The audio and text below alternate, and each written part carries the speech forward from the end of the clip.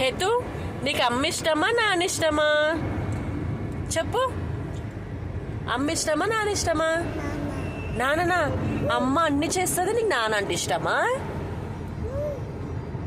అంటే నేను రేపటి నుంచి నీకేం చెయ్యను ఇంకా, ఓకేనా?